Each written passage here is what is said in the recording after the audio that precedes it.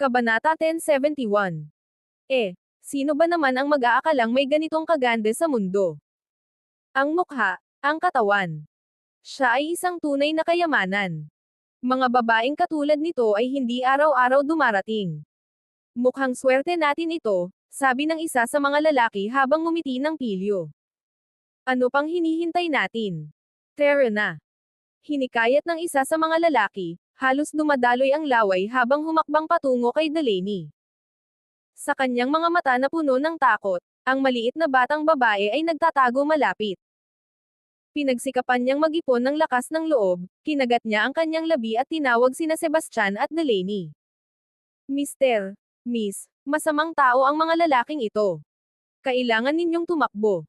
Isa sa mga lalaki ay nagbigay sa kanya ng nakakatakot na tingin at sumigaw, tumahimik ka, bata. O magsisisi ka.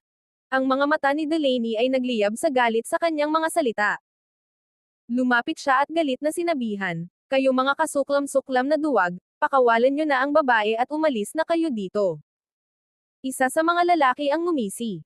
Oh, matigas ka, ha? Huwag kang mag-alala, mahal. Malambot ka rin namin sa lalong madaling panahon. Sa sinabi niyang iyon, binigyan niya siya ng isang mapanuksong pilyong ngiti, sabay taas ng kanyang kilay. Ang mukha ni Delaney ay namula sa galit. Hawak ang kanyang espada, siya ay naghahanda na umatake anumang oras. Sa mga sandaling iyon, umiyak ang batang babae habang nanginginig ang kanyang boses. Miss, huwag ka nang mag-alala sa akin. Sige na, umalis ka na. Akala mo makakatakas ka sa amin. Walang pag-asa. Pang-aasar ng mga lalaki habang papalapit kay Delaney. Sa malapitan, mas maganda pa si Delaney kaysa sa kanilang inaasahan. Ang kanyang maputing, makinis na balat ay parang pinlansyang porselana. Ang kanyang mga labi ay may hindi mapigil ang, kaakit-akit na kinang na tila humihikbi ng lasa. Ang mga lalaki ay nakatitig na may malalaking mata, bumibilis ang kanilang paghinga, ang kanilang tuyong mga labi ay hindi namamalayang nahihikbi. Si Delaney ay labis na galit. Itinaas niya ang kanyang espada at itinutok ito sa kanila. Sabi niya ng malamig, ito na ang huli mong pagkakataon. Pakawalan mo ang babae at umalis ka na. Isa sa kanila ang tumawa ng bastos habang sinasabi, oh, aalis kami, pero sasama ka sa amin. Huwag kang mag-alala, gagawin naming masaya para sa iyo, kahit sa kama o sa damuhan. Siguradong magmamakaawa ka pa sa amin para sa higit pa. Ang mga lalaki ay sumabog sa malalakas na tawanan, at ang kanilang mga mukha ay nagbago sa mapagsamantala at masayang ekspresyon. Napakasama nyo. Hindi na kayang pigilan ni Delaney ang kanyang galit. Itinaas niya ang kanyang espada at tinamaan ang pinakamalapit na lalaki, pinakawalan ang buong kapangyarihan ng kanyang 5 bitang demigod. Sa sandaling iyon, isang nakakatakot na alon ng espiritual na enerhiya ang sumabog mula sa kanyang mahabang espada. Spirit Blade, Unleash. Nagtigilan ang mga lalaki sa gulat. Isang mahiwagang bagay. Napakabihira nila, at nagkakahalaga ng 10,000 espiritual na bato sa pinakamababa, ang ilan ay nagkakahalaga pa ng daan-daang libo. Tanging ang mga batang elite mula sa mga maharlikang pamilya o makapangyarihang sekta ang karaniwang nakakagamit ng ganitong mga sandata. Hindi ko akalain na magiging ganito kaswerte ang araw na ito. Hindi makapaniwala na nakatagpo tayo ng isang babae na may mahiwagang artifact. Isang lalaki ang humalaklak habang ang kanyang tingin ay matalim na nakatuon sa mahabang espada sa kamay ni Delaney. Mag-ingat kayo, mga bata. Hindi siya magiging madali.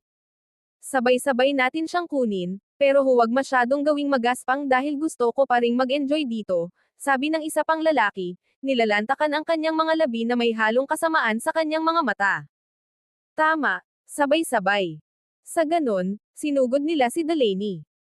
Naging seryoso ang ekspresyon ni Delaney dahil alam niyang hindi siya makakapantay ngunit wala siyang ibang pagpipilian kundi lumaban.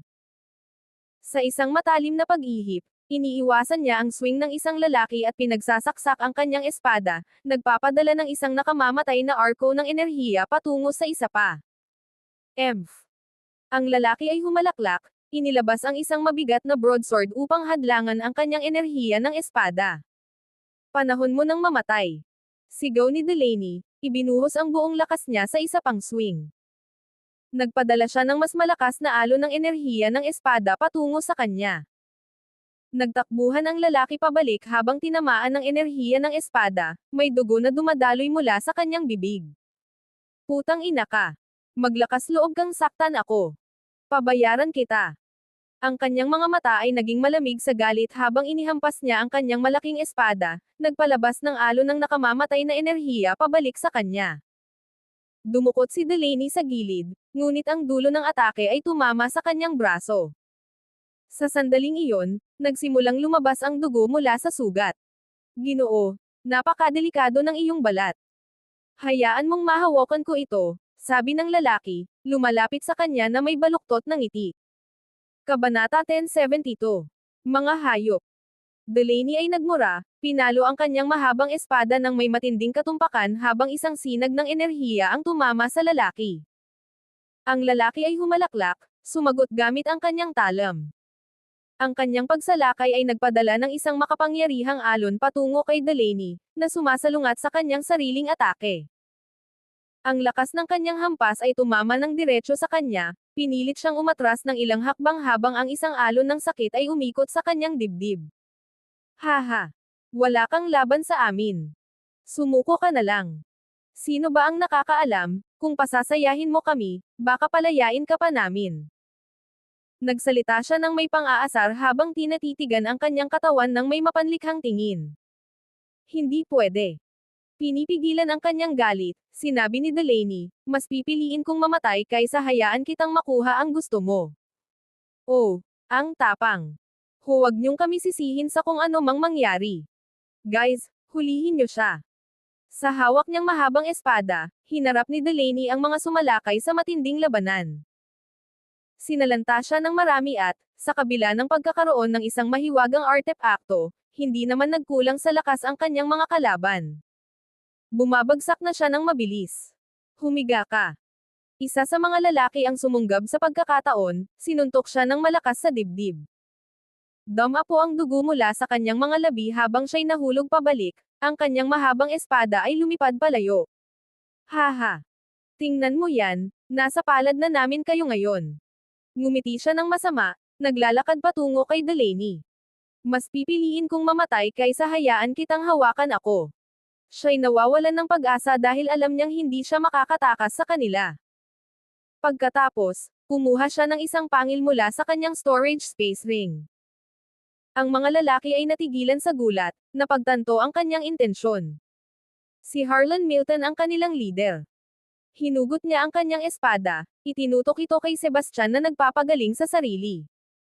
Kung maglakas loob kang tapusin ang buhay mo, patay na siya. Si Alex Milton ay sumugod pasulong, hinawakan ang batang babae sa leeg. Isa pa ito. Kung gumawa ka ng isang maling hakbang, tapos na siya. Si Delaney ay parehong natatakot at galit. Ano ang gusto mo?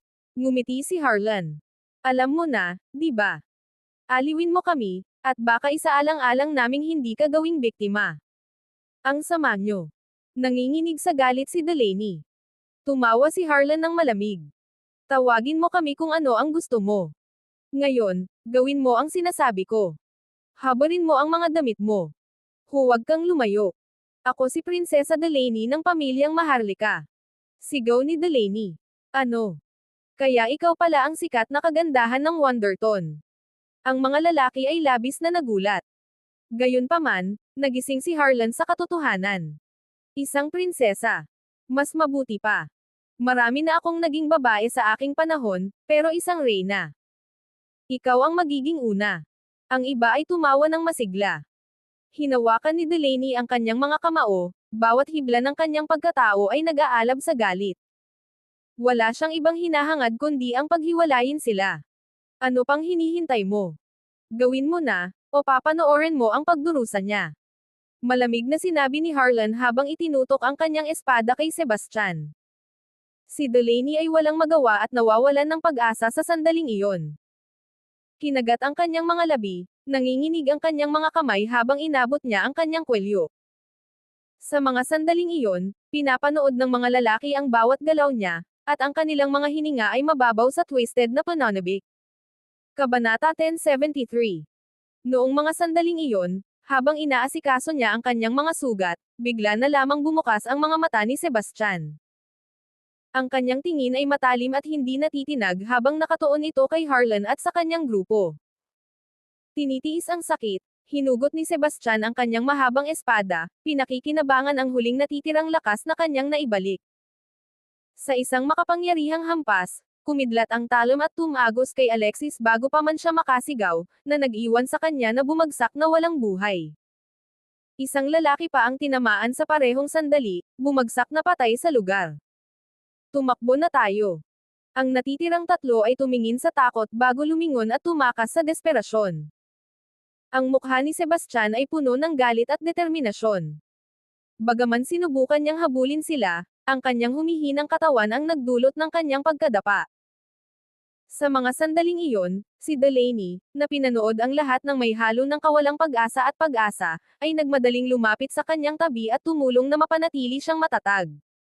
Ayos ka lang ba? Nahirapang tanong niya. Tumingin si Sebastian sa kanya na may bakas ng pagsisisi at lamang. Pasensya na at natakot ka, sagot niya ng mahina. Nilinggan ni Delaney ang kanyang ulo habang umiiyak. Kung may dapat humingi ng tawad, ako yon. Ako ang nagdala sa'yo dito. Seryoso ang sugat mo. Umupo ka na lang at alagaan mo ang mga sugat mo. Sa tulong ni Delaney, bumalik si Sebastian sa kanyang pwesto, kinuha ang dalawang espiritual na bato upang mapunan ang kanyang lakas. Mula nang mag-aral sa batas ng lakas, ang kanyang katawan ay naging napaka-resilient, at ang kanyang rate ng paggaling ay kahanga-hanga. Sa loob lamang ng ilang sandali, ang kanyang mga sugat ay lubos ng gumaling. Gayunpaman, ang mga natitirang epekto ng Blood Demon Pill ay nag-iwan sa kanya ng pakiramdam na ubos na ubos. Lumingon si Delaney sa batang babae na malapit. Bata, bakit ka hinahabol ng mga lalaking iyon? At saka, nasaan ang pamilya mo? Ang batang babae ay lumuhad, ang mga mata ay puno ng luha. Please, iligtas niyo ang pamilya ko. Bumangon ka muna. Sabihin mo sa amin ang lahat ng dahan-dahan, sabi ni Delaney habang tinutulungan ang batang babae na bumangon. Sa kanyang mga luha, ipinaliwanag ng dalaga na ang kanilang pamilya, ang mga Novak, ay namuhay sa pag-iisa sa bundok ng kamatayan sa loob ng maraming henerasyon. Kilalang-kilala sa kanilang husay sa paglikha ng mga bagay, ang pamilyang Novak ay dati ng labis na iginagalang, ngunit mula noon ay bumagsak na. Gayunpaman, sa kanilang hindi nagalaw na pamana, natuklasan sila ng pamilyang Milton, at ang mga lalaking iyon kanina ay mula sa pamilyang iyon. Ang pamilya Milton ay naglalayon na puksain ang mga Novak upang nakawin ang kanilang mga lihim at kayamanan. Dahil sa makapangyarihang mga pormasayon at katapangan ng kanilang mga tao, nagawa ng mga Novak na mapigilan ang pag-atake. Gayunpaman, ang batang babae mismo ay nahuli. Delaney ay labis na nagulat, alam niya ang tungkol sa pamilyang Milton, na, 1,000 taon na ang nakalipas, ay kabilang sa pinakamakapangyarihan sa lupain, pangalawa lamang sa Sacred Ground at iba pang mga elite na pamilya. Gayunpaman, tila naglaho ang mga Novak nang walang bakas matapos ang isang nakapipinsalang pangyayari. Ang makita silang nagtatago dito ay hindi ka panipaniwala. Dalhin mo kami sa pamilya mo, sabi ni Delaney. Kapag alam na namin ang higit pa, mag-iisip kami ng paraan para makatulong. Tumanggo ang babae. Salamat, miss. Napakabait mo, pangako ko na babayaran kita balang araw. Pinatpat ni Delaney ang kanyang ulo ng may pagmamahal. Sa kasanayan ng mga Novak sa pagbuo, ang pagtulong sa kanila ay maaaring talagang maging kapaki-pakinabang sa hinaharap. Samantala, tumigil na rin si Harlan at ang iba pa matapos tumakbo ng ilang milya. Shit! Sinong mag-aakalang ganun siya kalakas? Sina Alexis at Vic ay parehong 6-star demigod, at pinatumba niya sila sa isang hampas lang. Malamang ay isa siyang pinnacle demigod, o baka isa siyang lesser deity master, bulong ni Harlan, parehong galit at nanginginig. So, ano ang gagawin natin ngayon, Harlan? Tanong ng isa sa kanyang mga tauhan. Sa isang buntong hininga, sumagot si Harlan, nahuli namin ang babae para pilitin ang mga Novak na i-disable ang kanilang pormasayon, pero wala na iyon ngayon. Kailangan nating ipaliwanag kay Mr. Milton. Sayang, talaga. Ang ganda niya. Hindi ko akalain na siya ay mula sa pamilyang Maharlika. Hindi ko pa nga siya magamit, sayang. Oo. Kung makita siya ni Mr. Milton, magiging kanya na siya, at kami ay mananatiling nanonood, sabi ng dalawa na may panghihinayang. Kabanata 1074. Pagkatapos makabawi ni Sebastian ng kaunti sa kanyang lakas, sinamahan niya at ni Delaney ang batang babae pabalik sa kanyang tahanan, na nasa kalaliman ng nakakatakot na gubat. Ang gubat ay nasa loob ng bundok ng kamatayan, isang lugar na pinamumugaran ng mga makapangyarihan at mapanganib na nilalang. Ang mga halimaw na antas 3 ay malayang naglalakad dito, at paminsan-minsan, maaari pang makatagpo ng halimaw na antas 4. Sa gitna ng bundok, may mga halimaw pang antas 5, na ginawang napakapanganib ng lugar na iyon kaya kakaunti lamang ang naglakas loob na pumasok. Ang mga sumubok ay karaniwang nanatili malapit sa mga panlabas na gilid. Sa puntong ito, nakapaglakbay na sina Sebastian at Delaney ng ilang milya sa kailaliman ng bundok, at ang tahanan ng batang babae ay mas malalim pa. Mahirap isipin kung paano makakaligtas ang sinuman sa ganitong mapanganib na lugar. Ang ikinagulat nila ay habang sinusundan nila ang batang babae, wala silang nakitang kahit isang halimaw. Pinalawak ni Sebastian ang kanyang mga espiritual na pandama upang suriin ang paligid, at hindi nagtagal ay naintindihan niya kung bakit. Hindi naman kasi wala talagang mga halimaw sa paligid. Ang batang babae ay simpleng ginagabayan sila sa isang ruta na lubos na iniiwasan sila. Sa totoo lang, may katuturan ito. Ang kanyang pamilya ay nakatira na sa kagubatang ito sa loob ng maraming henerasyon at malamang na alam na nila ang bawat mapanganib na lugar ng buo.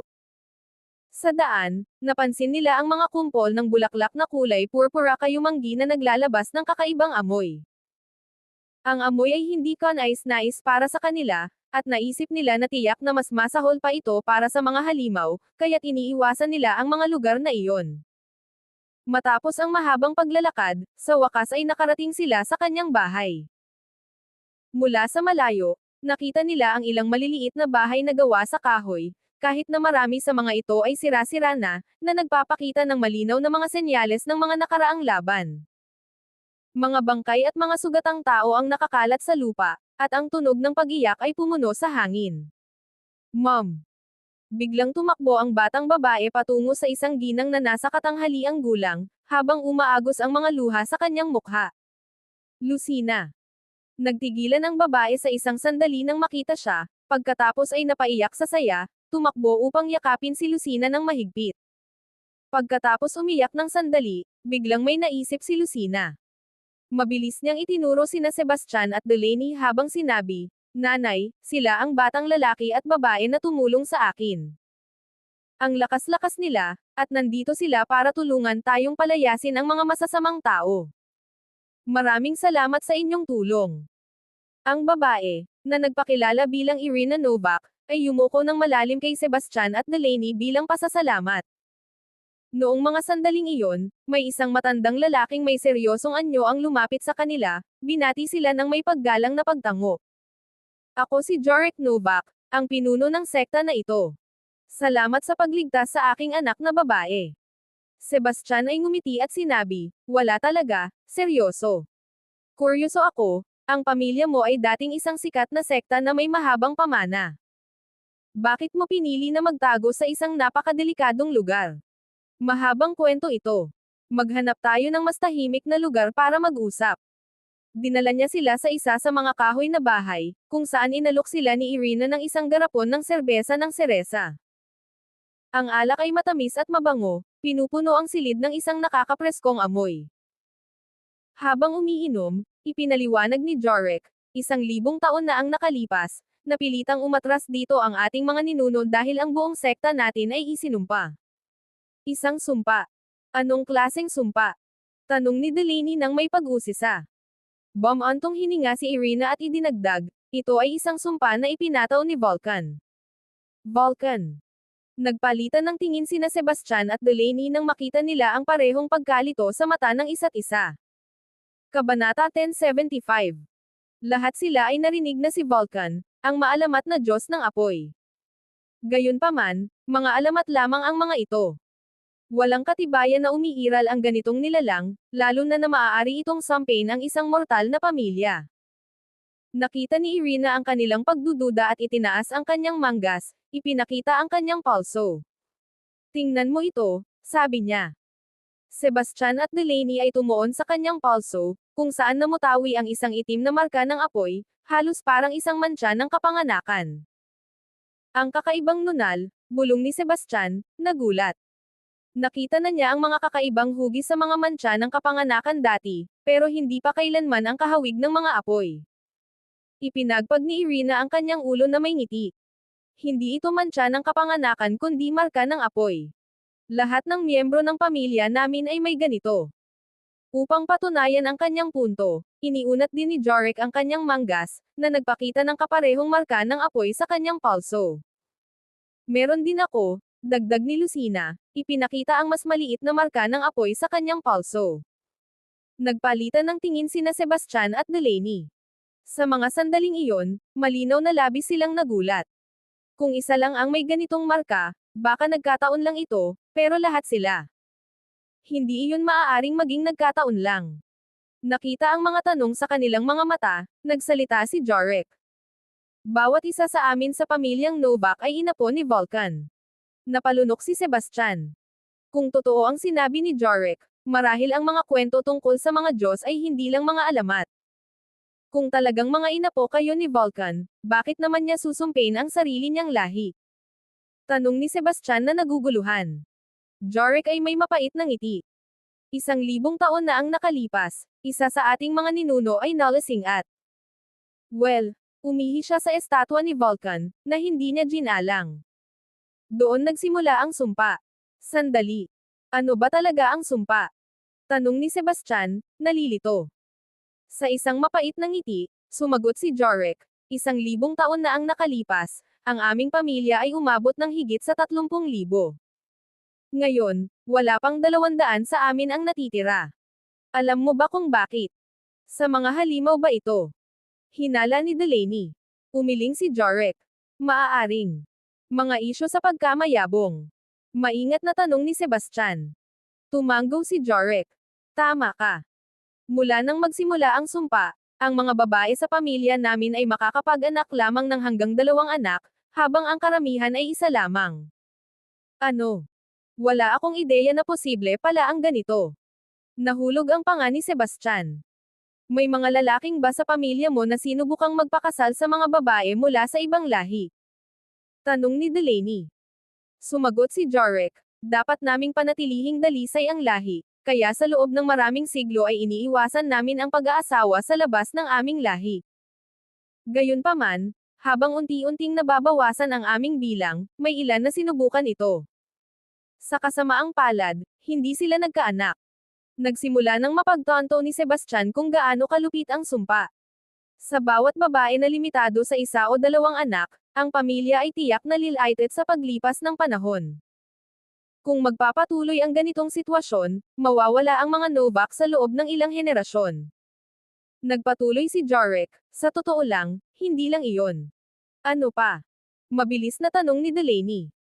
Sabi ni Jarek, sa 186 na mga Novak na buhay pa ngayon, 123 ang mga pinnacle demigod. Ano? Nabigla sina Sebastian at Delaney dahil puno ng kawalang paniniwala ang kanilang mga mukha. Kabanata 1076. Sa 186 na mga Novak, 123 ang mga pinnacle demigod. Ang talento ng pamilyang ito ay hindi kapanipaniwala. Sa isang mapagmalaking ngiti, idinagdag ni Lucina, Ginoo, Ginang, maaaring hindi ninyo alam ito, pero hindi na namin kailangan pang mag-ensayo. Naabot namin ang pinakamataas na antas ng demigod sa pamamagitan lamang ng pagtungtong namin sa 8 gulang. Ano? Sebastian at Delaney ay walang masabi.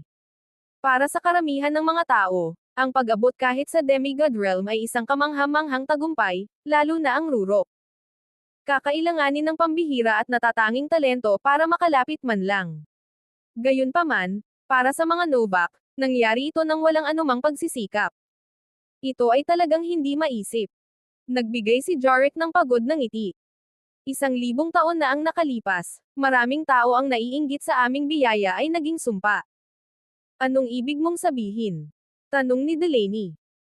Pumasok si Irina, pagkatapos maabot ang pinakamataas na antas ng demigod, kahit gaano pa kami magsikap o anuman ang mga bihirang yaman na gamitin namin, hindi kami makalusot sa susunod na antas. Hindi kami makausad. Bahagi ba iyon ng sumpa? Tanong ni Sebastian. Tumanggo si Jorek. Sinubukan mo na bang basagin ang sumpa? Tanong ni Sebastian. Nagbigay si Irina ng mapait na ngiti. Siyempre mayroon kami, pero ang sumpang ito ay isinumpa mismo ni Vulcan. Sa paglipas ng mga siglo, bawat pagtatangkang gawin ito ay nabigo. Sabi ni Jorek, hindi imposibleng maputol ang sumpa. Sinabi sa amin na kapag dumating na ang pinili, magagawa nilang alisin ito. Ipinagpag ni Irina ang kanyang ulo habang may mapait na ngiti. Ang aming pamilya ay naghintay ng mga siglo, ngunit walang palatandaan ng pinili. Parang talagang balak ni Vulcan na puksain ang aming pamilya. Ano ang ibig sabihin ng Chosen One? Tanong ni Delaney nang may pag-usisa. Ipinaliwanag ni Jorek, ang aming pamilya ay nanirahan dito sa utos ni Vulcan. Nang isinumpa niya kami, iniwan din niya ang isang mahiwagang artepakto at isang mahiwagang kautusan. Ang artepaktong iyon ay nakatago sa mga bundok na ito, at ang aming tungkulin ay protektahan ito hanggang dumating ang pinili upang angkinan ito. Anong klaseng tao ang kwalipikado bilang ang pinili? Tanong ni Delaney muli. Tanging ang makakakuha lamang ng artifact, sagot ni Jorek. Anong klaseng artifact ito? At mahirap bang kunin ito? Tanong ni Sebastian, naguguluhan. Sabi ni Jorek, hindi ko pa talaga ito nakita. Ito ay nasa isang ipinagbabawal na lugar na napapaligiran ng malalakas na hadlang. Wala sa atin ang makakalapit. Bakit mo pinigilan ang pamilya Milton na kunin ito? Tanong ni Sebastian. Hindi namin ginawa. Hindi nila mabasak ang hadlang, kaya pinilit nila kaming subukan. Sinabi ko sa kanila na hindi rin namin mabuksan ito, pero hindi nila kami pinaniwalaan, at naging marahas ang sitwasyon. Galit na galit si Jorek. Tumangala si Lucina kay Sebastian at Delaney na may mga mata ng pagmamakaawa. Ang sama ng mga taong iyon. Mister, Miss, pakiusap tulungan nyo kami na talunin ang mga taong iyon. Huwag kayong mag-alala. Tutulungan namin kayo, sabi ni Sebastian na may ngiti, pinapadaan ang kanyang ulo. Gayunpaman, umiling si Jorek na may ngiti. Alam niya na malakas sina Sebastian at Delaney. Kung hindi, imposible para sa kanila na mailigtas si Lucina. Sa kanilang kabataan, tila hindi malamang na maaabot nila ang antas ng Lesser Deity Master. Gayun din, ang mga Milton ay may hindi bababa sa 10 Lesser Deity Masters, kaya wala silang magawa tungkol dito. Maari mo ba akong dalhin sa Forbidden Ground? Tanong ni Sebastian habang tinitingnan si Jorek. Kabanata 1077. Oo, kaya ko, pero mukhang pagod ka. Maghintay tayo hanggang makabawi ka bago kita dalhin doon, sabi ni Jorek. Tumanggo si Sebastian bilang pagsang-ayon. Ang kanyang kahusayan sa pagbuo ng mga hadlang ay walang kapantay, dahil namana niya ang makapangyarihang mga teknik mula sa isang alamat na salamangkero. Nais niyang subukan ang kanyang mga kakayahan, ngunit may katwiran ang mungkahi ni Jorek. Kailangan niya ng oras upang maibalik ang kanyang lakas. Kinabukasan, dumating ang mga miyembro ng pamilya Milton sa pintuan ng pamilya Novak. Ang kanilang mga ekspresyon ay mabagsik at mapilit habang pinipilit nila ang mga Novak na buwagin ang hadlang. Ang mga Novak ay nag-aalala habang ipinaliwanag nila, pakiusap, maniwala kayo sa amin. Wala talaga kaming kapangyarihang sirain ang hadlang. Ang hadlang ay itinakda ni Vulcan, ang aming ninuno, kaya hindi namin ito malalampasan. Gayunpaman, hindi interesado ang mga Milton sa mga paliwanag. Sumigaw sila sa mga salita ng mga Novak, ang kanilang mga boses ay umaabot sa mga tainga. Ang pinuno ng mga Milton ay si Trent Milton. Narinig niya ang mga bulong-bulungan tungkol sa isang mahiwagang artepakto na binabantayan ng mga Novak at nagdala ng mga eksperto mula sa kanilang pamilya, umaasang makuha ito. Gayunpaman, habang tinitingnan niya ang pamilya Novak, napansin niyang humihina ang kanyang sigla. Wala pang Lesser Deity Master ang mga Novak sa kanila, Kaya kung mayroon man silang anumang artifact, malamang na hindi ito gaanong halaga. Gayunpaman, hindi siya tipo ng taong aalis na walang dala at gusto niyang makita ito sa kanyang sariling mga mata. Noong mga sandaling iyon, lumapit si Harlan kay Trent at bumulong, "Mr. Trent, nahuli namin ang isang batang babae kahapon. Siya ang anak ni Jarek, pero bago namin siya madala rito, nailigtas siya ng isang lalaki at isang babae. Pinatay ng magkapareha ang dalawa sa aming mga tao. Sa pamamagitan ng paraan, ang babae ay kahanga-hanga. Kasing ganda siya ng isang diwata. Gusto mo talagang makita siya." Biglang lumiwanag ang mga mata ni Trent. Tinawag niya ang mga Novak habang itinaas ang kanyang boses, "Ibigay niyo ang magkapareha na nagligtas kay Lucina kahapon." Naging madilim ang mukha ni Jarek habang galit na galit siyang tumitig kay Trent. Sumigaw siya, "Huwag mo kaming pilitin ng husto. Sinalba nila ang buhay ng anak ko. Hindi ko sila kailanman ibibigay sa iyo." Tumawa si Trent ng malamig, may pang-aasar. "Oh, ayaw mo. Huwag mo akong sisihin sa mga matinding hakbang na gagawin ko. Ngayon, papatayin ko kayong lahat. Siyempre, ang mga kabataang babae dito. Sabihin na lang nating ililigtas ko sila para mag-enjoy muna ang mga tao ko."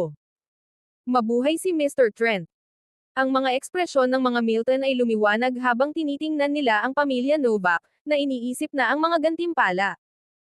Jarek na malamig na sinabi, "Ang mga Novak ay hindi nagtatar-betray sa kanilang mga kaalyado.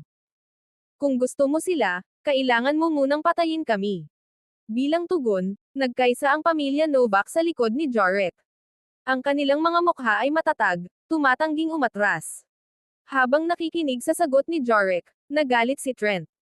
Sumigaw siya, "Malinaw na hindi mo alam ang iyong lugar, kaya huwag kaming sisihin.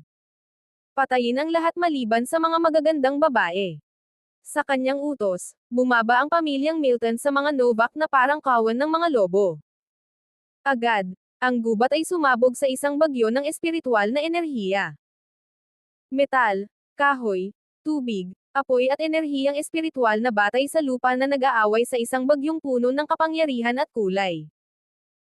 Hindi nagpatinag, sumagot ang mga Novak, ang kanilang sariling espiritual na enerhiya ay bumuo ng isang proteksyon na hadlang habang pinangunahan ni Jarek ang 30 tao sa isang depensibong pormasayon. Magkasama, lumikha sila ng isang makapangyarihang kalasag, ngunit ang napakalakas na lakas ni Trent bilang isang 5-star Lesser Deity Master ay halos hindi mapigilan. Gumagalaw ng mas mabilis pa sa mata, lumitaw siya sa harap ng pormasayon at nagpalabas ng alon ng apoy na nagwasak sa kanilang depensa. Sa isang malakas na pagsabog, bumasag ang hadlang. Ang mga eksperto mula sa Novax ay nahulog pabalik, umuubo ng dugo. "Ngayon, mamatay ka." Itinulak ni Trent ang kanyang palad pasulong, nagpapalabas ng alon ng enerhiyang nakabatay sa apoy patungo kay Jarek.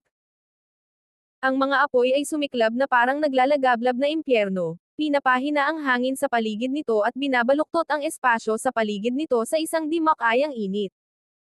Ang mga mata ni Jarek ay puno ng galit at kawalang kakayahan dahil napakalaki ng agwat sa kanilang mga kakayahan. Sa pagkawasak ng kanyang depensa, wala siyang kakayahang ipagtanggol ang nakasisirang puwersang ito. Kabanata 1078. Mahal. Sigaw ni Irina nang makita niyang nasa panganib si Jarek. "Dad." Walang ibang makikita sa mukha ni Lucina kundi takot at kawalang kapangyarihan habang dumadaloy ang mga luha sa kanyang mga pisngi. "Mr. Novak." Ang iba pang mga miyembro ng pamilya Novak ay labis ding nagulat. Hindi nila kayang ipagtanggol ang kanilang sarili, lalo na ang tumulong sa kanya. Bago pa man tumama ang nakakatakot na enerhiya kay Jarek, may narinig na malakas na pagsabog. Pagkatapos, isang rocket ang sumabog patungo sa papasok na enerhiya. Si Sebastian ay nakatayo sa maikling distansya sa likod ni Jarek na may bazooka sa kanyang balikat. Habang pinapaputok niya ang missile, inabot niya gamit ang kanyang libreng kamay at ginamit ang isang hindi nakikitang puwersa upang hilahin si Jarek sa kaligtasan. Sa likod nito ay may nagliliyab na bakas, ang rocket ay tumakbo ng napakabilis patungo sa nakamamatay na enerhiya na pinakawalan ni Trent. Nagbanggaan sila sa kalangitan sa isang nakakasilaw na pagsabog at pinailaw ang kalangitan na parang supernova. Sa gitna ng nakakasilaw na liwanag, nagbanggaan ang kanilang mga enerhiya ng marahas at pumasok sa isang napakalaking vortex. Ito ay umiikot tulad ng isang itim na butas at nilamon ang lahat ng nasa paligid nito. Mga puno, malalaking bato, at anumang nasa loob ng abot kamay ay agad na naging alikabok. Ang mga miyembro ng Novax na nakatayo sa hanay kasama si Jarek ay nahuli sa shockwave habang bawat isa ay itinapon sa ere. Sa kabutihang palad, sila ay nasa ligtas na distansya, at ang kanilang malaking antas ng pagsasanay ay nagbigay daan sa kanila na tiisin ang epekto. Bagaman lumala ang kanilang mga sugat, hindi sila nasa panganib ng kamatayan. Mas malapit si Trent sa pagsabog, ngunit ang mataas na antas ng kanyang pagsasanay ay nagbigay daan sa kanya na mabilis na makapag-react. Agad niyang pinaganya ang kanyang espiritual na kalasag upang harangin ang shockwave nang maramdaman ang nalalapit na panganib. Gayunpaman, ang puwersa ay nagdulot ng matinding pagtaas ng kanyang panloob na enerhiya, at hindi niya mapigil ang humanga sa gulat. Ang pagsabog ay nagulat sa lahat. Parehong tumigil sa labanan ang magkabilang panig at nagtipon-tipon sa likod ng kani-kanilang mga pinuno ng pamilya. Lumapit si Harlan kay Trent at itinuro si Sebastian, Mr. Milton, siya ang lalaking sinabi ko sa iyo. Pinatay niya ang dalawa sa aming mga miyembro ng angkan kahapon. Tumingin si Trent kay Sebastian ng may galit, at malamig na sinabi, ang lakas-lakas ng loob mo na patayin ang mga miyembro ng aming angkan, bata. Walang hiya ka. Sebastian ay ngumiti ng may paghamak, palagi akong may tapang mas mabuti pang umalis na kayo ngayon kung alam nyo kung ano ang makabubuti para sa inyo. Kung hindi, wala ni isa sa inyo ang makakalabas dito ng buhay. Nagpakawala si Trent ng isang mapaghinalang tawa. Isa ka lang mapagmalaki na hindi marunong tumigil. Akala mo ba talo kami ng iyong kaawa-awang grupo? Magpakatoto ka. Napalakas ng mga salita ni Trent, sumingit si Harlan, tama si Mr. Milton. Kapag kumilos na siya, wala nang matitira sa inyo. Kung may katinoan kayo, dalhin nyo rito ang kagandahan mula kahapon. Kung magugustuhan siya ni Mr. Milton, baka payagan kayong panatilihin ang mga ulo nyo. Nandito lang ako. Kung may lakas ka ng loob, lumapit ka. Lumabas si Delaney mula sa kalapit na kahoy na kubo. Nagsuot siya ng mahabang turkesa na damit na nagbigay diin sa kanyang payat na pangangatawan. Ang kanyang balat ay kasing puti ng sariwang nyebe, at ang kanyang mga kahanga-hangang katangian ay naglalabas ng kaakit-akit na liwanag. Sa ilalim ng kanyang naka-arko na kilay, ang kanyang maliwanag na mga mata ay kumikislap sa matinding determinasyon at matalas na talino. Ang kanyang mga labi ay bahagyang yumarko pataas, na nagpakita ng kaunting pagsuway. Nang lumabas siya, lahat ay agad na nahumaling sa kanyang kagandahan. Trent at Harlan ay napanganga habang halos dumaloy ang laway nila sa nakita. Nakatitig si Trent kay Delaney, at nagpakawala siya ng isang bastos na tawa. Isang bihirang kagandahan tulad niya ay sapat na upang magpulo ka ng sinumang lalaki. Kabanata 1079. Uminit ang mga mata ni Harlan, at pinunasan niya ang kanyang laway.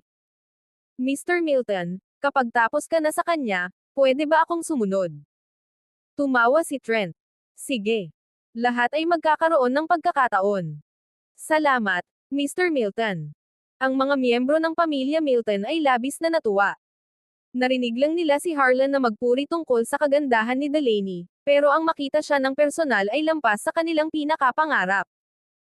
Isang tingin lang sa kanya ay nagpatibok ng kanilang mga puso sa pagnanasa, at nagpasiklab ng isang hindi mapigil ang pagnanais na makipag-isa sa kanya agad. Si Delaney ay galit na galit sa kanilang mga malaswang komento. Ang kanyang mga mata ay nagliyab sa galit habang sinambit niya, paano mo magagawang magsalita ng ganito sa isang miyembro ng royal na pamilya? Sinasalita ko na magbabayad ka para sa insultong ito. Ang kanyang boses ay umabot sa awtoridad at galit na humihingi ng atensyon. Tinitigan niya sila ng malamig at kinuyam ang kanyang mga kamao na parang gusto niyang pakawalan ang bagyong galit na nag-iipon sa loob niya. Miyembro ng royal family. Nagtaas ng kilay si Trent sa pagtataka. Mabilis na nagpaliwanag si Harlan, Mr. Milton, nakalimutan kong banggitin na siya si Prinsesa Delaney mula sa Windwalker Kingdom. Ano? Siya ang pinakamagandang babae sa Wonderton, si Prinsesa Delaney Middleton. Napahinto si Trent. Bagaman ang pamilya Milton ay may impluwensya, hindi umabot ang kanilang presensya sa Wonderton. Narinig lamang nila si Delaney, ngunit ito ang unang pagkakataon na makita siya ng personal. Sumigaw siya ng matalim, dahil alam mo kung sino ako, dapat umalis ka na ngayon. Isang saglit na takot ang tumawid sa mukha ni Trent, pero mabilis niya itong tinakpan ng isang malisyosong ngiti. Wala nang halaga ang titulo mo. Mamamatay din kayo. Kapag natapos na kaming maglaro sa inyo, papatayin namin kayo at walang makakaalam. Si Delaney ay nagngangalit sa galit. Mga mayabang na hanggal. Pagbalik ko, buburahin ko ang buong angkan nyo. Hindi ka na magkakaroon ng pagkakataon, ngumisi siya. Nabalitaan kong kasing ganda ka ng isang diyosa at pinapangarap ko ang araw na magiging malapit ako sa iyo. Well, dumating na rin ang araw na iyon. Nagpakawala siya ng magaspang na tawa. Si Harlan ay ngumiti ng bastos, at ang kanyang mga mata ay puno ng kalokohan. Sa kagandahan mo, lalo na't prinsesa ka, magkakaroon tayo ng masayang biyahe. Sa lahat ng kami natutugan sa bawat nais mo, magkakaroon ka ng mas magandang karanasan kaysa sa inaasahan mo. Tumawa siya. Napakasama mo. Hinawakan ni Delaney ang kanyang mga kamao ng napakahigpit na ang buong katawan niya ay nanginginig sa galit. Isang apoy na hindi mapatay ang nagliyab sa kanyang mga mata, at tahimik niyang ipinangako sa sarili na mas pipiliin niyang mamatay kaysa mahulog sa kanilang mga kamay. Bagaman sabik si Trent na talunin siya, hindi siya nagmadali. Sa halip, inilipat niya ang kanyang atensyon kay Sebastian at sa bazooka sa kanyang balikat. Anak, anong klaseng mahiwagang bagay iyan? Wala pa akong nakita na katulad niyan. Sebastian ay ngumiti ng mayabang. Hindi ko alintana na sabihin sa'yo. Ito ang aking natatanging mahiwagang artepakto, isang bazooka. Nasaksihan mo na ang kapangyarihan nito. Kung ayaw mong mamatay, mas mabuting umalis ka na. Pinigilan ni Trent ang kanyang galit at sinabi, makinig ka, bata. Kahit na may artifact ka, wala ka pa ring laban sa amin. Maari kong ipagkaloob ang iyong buhay kung ibibigay mo ang sandatang iyon. Komportable akong gamitin ito, kaya hindi ko ito maibigay sa'yo. Pero makakapag-alok ako sa'yo ng ibang mga bagay, sabi ni Sebastian. Kinuha niya ang ilang granada mula sa kanyang storage space ring at inihagis ang mga ito kay Trent. Huwag mo yang ibigay sa kanya.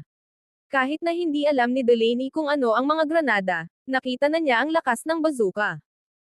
Kaya, naisip niya na anuman ang inilalabas ni Sebastian ay hindi rin matatawaran ang lakas. Kung ibibigay niya ang mga ito kay Trent, alam niyang hindi sila palalagpasin ni Trent. Gusto niyang pigilan si Sebastian, pero huli na ang lahat. Kabanata 1080. Sinuri ni Trent ang mga granada gamit ang kanyang espiritual na pandama. Sa simula, siya ay kalmado at inisip na ang mga ito ay mga ordinaryong, walang panganib na bagay lamang. Pagkatapos, naramdaman niyang may mali nang abutin niya ang isa. Sa kasamaang palad, huli na ang lahat. Hindi nagtagal, nagpanik siya at lumaki ang kanyang mga mata sa takot. Ang kanyang bibig ay bumuka sa isang tahimik na sigaw. Bago siya makapaglabas ng tunog, sumabog ang aktibo at pasibong enerhiya ng mga granada na parang umaagos na alon. Sa isang pagsabog na yumanig sa lupa, sumiklab ang mga apoy pataas sa kalangitan, at ang puwersang sumabog ay agad na bumalot kay Trent. Isa sa kanyang mga braso ay naging magulong puno ng dugo habang ang naputol na bahagi ay itinapon ng malayo. Ang kanyang katawan at mukha ay puno ng mga sugat habang ang dugo ay dumadaloy na parang fountain. Sumigaw si Trent sa sakit habang ang puwersa ng pagsabog ay itinapon siya sa lupa. Nagsalimbad siya ng desperado habang sinisikap niyang bawasan ang matinding sakit na dumadaloy sa kanyang katawan. Sa kabaligtaran, si Harlan, na may mas mababang antas ng pagsasaka, ay nahuli rin sa pagsabog at malubhang na sugatan. Ang kanyang mukha ay hindi na makilala, na may nakakatakot na maskara ng dugo at laman. Sinalo ang kanyang deformed na mukha, naglabas siya ng isang nakakalungkot na sigaw na puno ng kawalang pag-asa at takot. Ang eksena ay magulo at puno ng karahasan, na may makapal na usok at apoy sa lahat ng dako. Sa mga sumunod na pangyayari, si Trent at Harlan ay nagdusa ng matinding sakit at malubhang mga pinsala. Lahat ng naruroon ay nagulat. Hindi nila inisip na ang mga tila walang kahalagahang bagay na ito ay makakapaglabas ng ganitong nakakatakot na enerhiya. Maging ang matibay na si Trent ay nawalan ng isang braso sa pagsabog. Ang kanyang katawan at mukha ay puno ng mga sugat, na nag-iwan sa kanya sa isang kaawa-awang kalagayan. Patayin sila. Burahin silang lahat. Sigaw niya. Sa ilalim ng kanyang utos, nagtakbuhan ang mga miyembro ng pamilya Milton patungo kina Sebastian at sa iba pa. Bawat isa ay puno ng pagnanasa na pumatay. Kasabay nito, kinuha ni Sebastian ang ilang granada at itinapon ang mga ito patungo sa papalapit na grupo. Ang takot ay kumalat sa kanila habang nagmamadali silang umiwas sa mga papalapit na projectile. Ang unahan ay binubuo ng mga lesser deity masters na kilala sa kanilang pambihirang reflexes at bilis. Habang karamihan ay nakaiwas sa pagsabog, may isang tao na masyadong mabagal ang reaksyon. Sa sandaling iyon, sumabog ang granada. Sa isang malakas na pagsabog, sumiklab ang apoy at itinaboy ang hindi pinalad na lesser deity master. Bagaman na-activate niya ang kanyang espiritual na kalasag sa tamang oras, ang pinagsamang lakas ng mga granada ay labis na nakakapanghina. Ang lapit ay nagpaimposible para sa kanya na makapagdepensa ng maayos, at ang kalasag ay nabasag. Ang kanyang katawan ay marahas na pinunit at binuhusan ng dugo ang paligid. Ang nakakatakot na tanawin ay nagpadala ng panginginig sa buong tao. Ang mga granada ay kayang puksain ang isang lesser deity master sa loob ng ilang segundo. Ang mga mata ni Sebastian ay kumikislap sa malamig na determinasyon habang malamig niyang sinabi, "Sino mang gustong mamatay ay pwedeng lumapit sa akin." Sa sandaling iyon, walang naglakas loob na sumulong, at ilan ang nag-isip na umatras.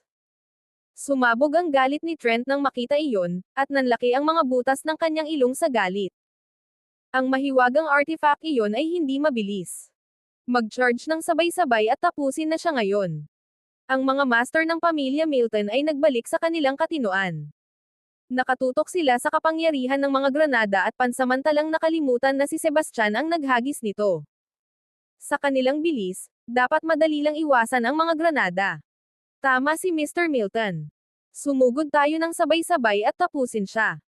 Isang dosenang lesser deity masters ang mabilis na kumalat at sumugod kay Sebastian mula sa iba't ibang direksyon. Agad na pinaputok ni Sebastian ang bazooka. Sa isang malakas na pagsabog, isang rocket ang sumabog. Ang bilis nito ay higit na lumampas sa mga granadang kanyang itinapon at puno ng mas malaking puwersang mapanira.